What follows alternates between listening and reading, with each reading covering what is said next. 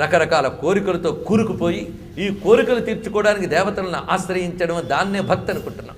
అయితే కాకపోదు, అది భక్తి. భక్తి అంటే ప్రధానమైన అర్థం ఆశ్రయించుట, నిఘంటు అర్థం అంతే. ఆశ్రయించుటే భక్తి.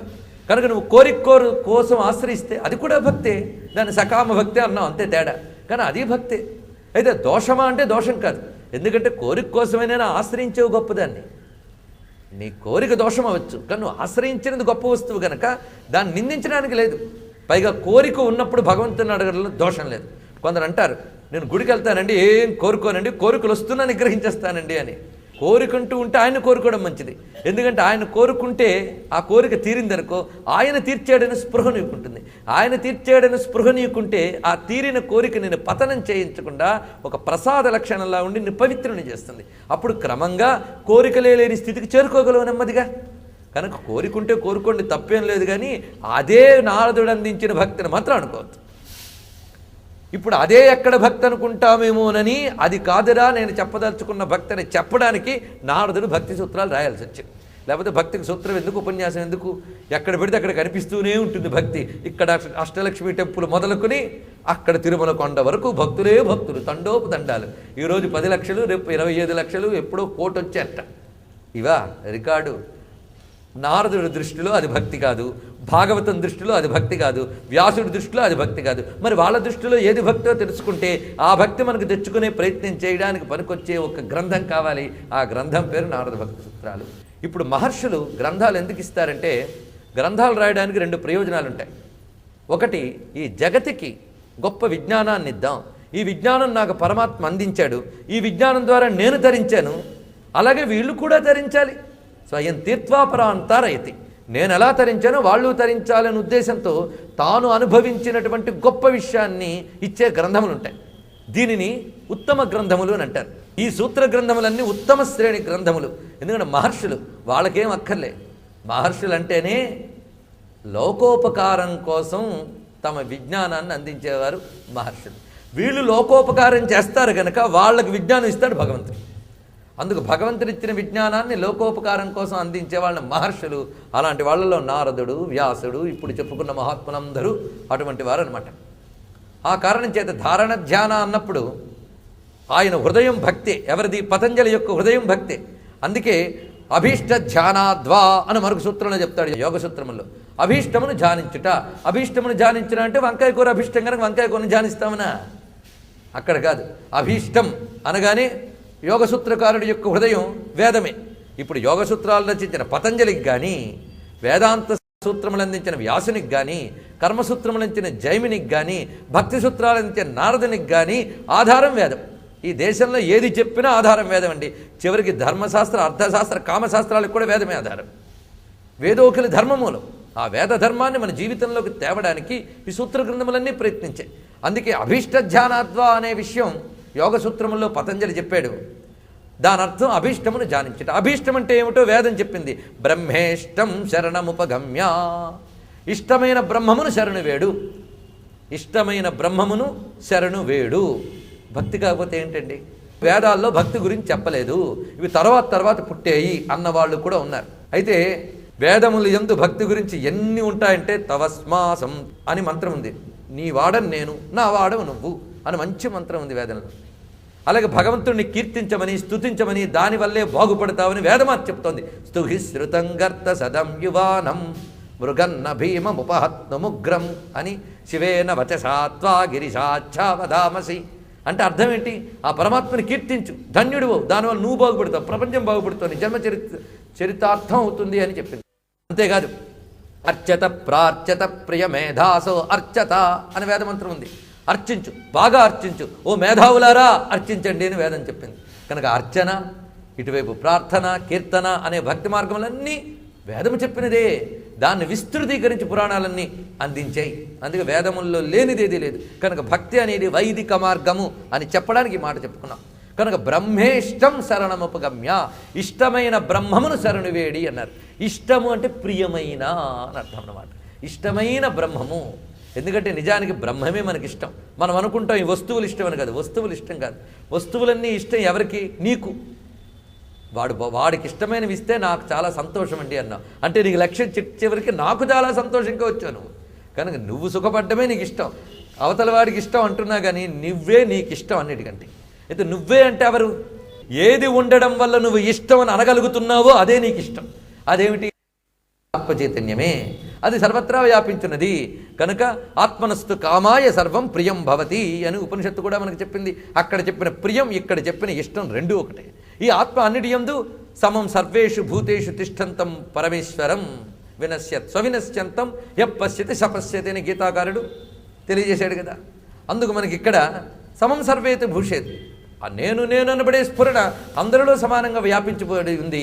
అదే బ్రహ్మము, అదే ప్రియమైన వస్తువు కనుక దాన్నే శరణు వేడుతున్నాను అంటే పరమాత్మను శరణు వేడుట అనేది వేదములోనే చెప్పబడింది. ఇంకేం చెప్పాడు? శరణు వేడడం అంటే శరణాగతి ధర్మం. భక్తి అనగానే శరణాగతి ధర్మం మనకు గుర్తొస్తుంది.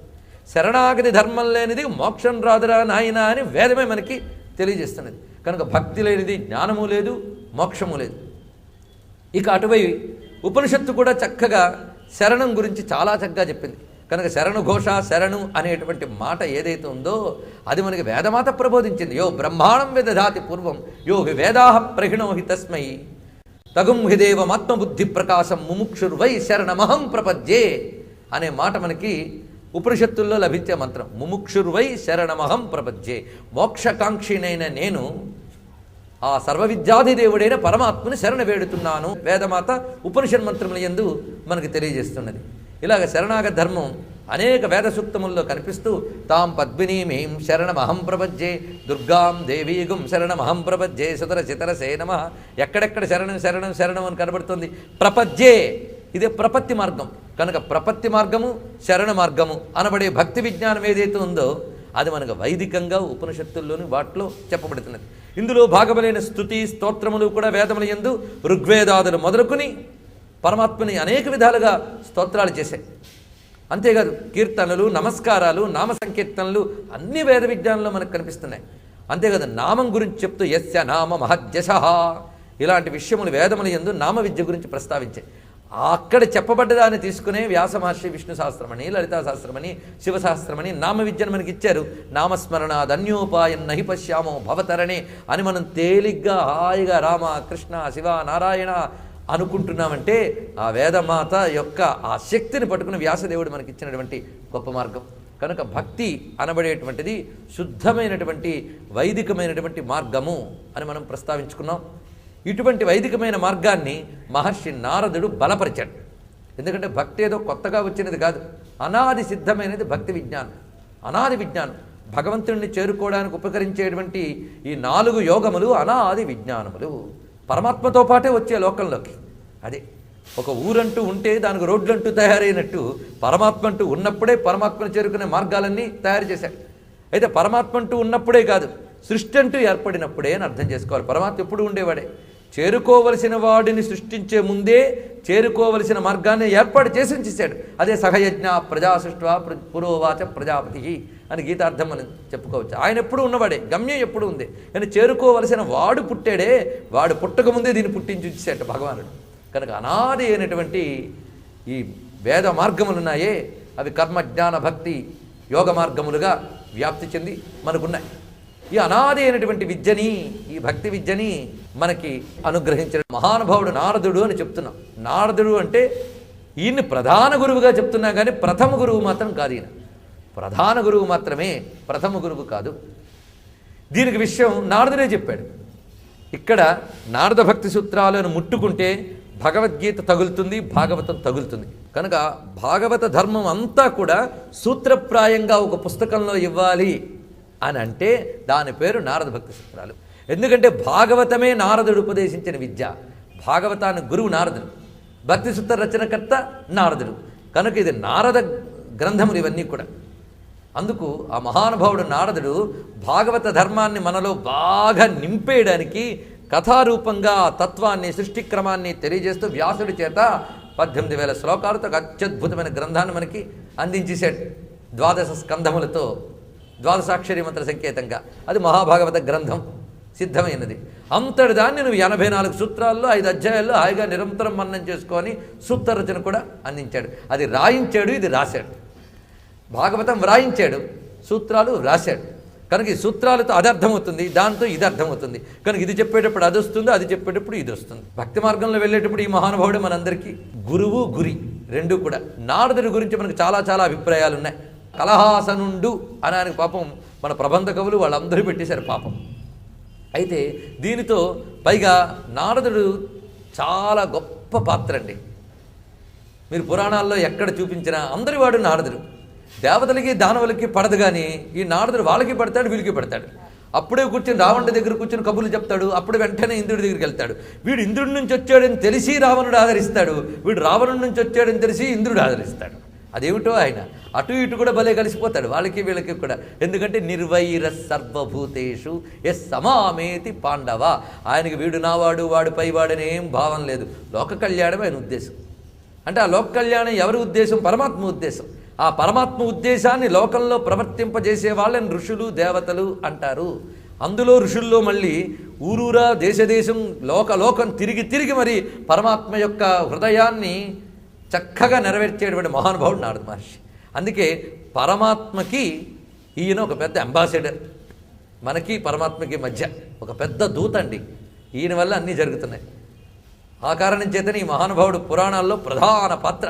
అసురుల నాశనానికి మహానుభావుడు తప్పకుండా ఉంటాడు. ఏ పురాణం తీస్తే ఆ పురాణంలోనే. శివపురాణం తీసినా, దేవీ పురాణం తీసినా, విష్ణు పురాణం తీసినా, ఎక్కడ చూసినా ఈయన ఉంటాడు. అంటే అనుసంధానకర్త అనేది ప్రధానం అర్థం చేసుకోవాలి. అందుకని కలహాలు సృష్టించాడని కాదు, దైత్య శక్తుల వినాశనం జరుగుతూ దేవతలను రక్షిస్తూ, ఎక్కడైనా ఎవడి సాధకుళ్ళైనా అహంకారం తలెత్తుతుంటే ఒక ముట్టికాయ పెట్టి తగ్గిస్తూ, బాగు చేస్తూ ఒక గురువులా తిరుగుతారండి దేశమంతా కూడా. కనుక ఆచార్యుని వలె తిరుగుతూ పరమాత్మ సంకల్పాన్ని లోకంలో ప్రవర్తింపజేస్తూ బాగు చేస్తూ తిరిగే మహానుభావుడు నారదుడు. అందుకే ఆయన ఎందుకయ్యా లోకమంతా తిరుగుతున్నాడు అంటే పురాణం చక్కగా చెప్తుంది. గాయన్ నారాయణ కథ, నారాయణ కథా గానం చేస్తూ తిరుగుతాట లోకమంతా. ఎందుకంటే నారాయణ కథ ఎక్కడ మోగుతుందో ఆ చోటు పవిత్రమవుతుంది. కనుక ఏదో ఒక లోకంలోనే నారాయణ కథ గానం చేస్తూ ఉంటే ఎలా పవిత్రమవుతుంది లోకం? కనుక లోకమంతా, అన్ని లోకాలు పవిత్రమైపోవాలని తిరుగుతున్నాడండి ఆయన. నారాయణ కథ గానం చేసి పవిత్రాణం పవిత్రం యో మంగళానాంచ మంగళం మంగళాయతనో హరి. కనుక హరి యొక్క గానాన్ని దిగ్దిగంతాల్లో లోకాలలో వ్యాప్తి చేస్తూ ఆ మహానుభావుడు సంచరిస్తున్నాడు. తద్వారా సర్వలోకములను పవిత్రం చేస్తున్నాడు. మీ అభిప్రాయాలను, సూచనలను మాకు తెలియజేయాల్సిన చిరునామా భక్తి TV, care of Rachana television private limited, road number 92, Jubilee hills, Hyderabad 5,96,000. మా ఇమెయిల్ ఐడి bhaktihyd@gmail.com. మా వెబ్సైట్ www.bhaktitv.org. Phone number 901012222333.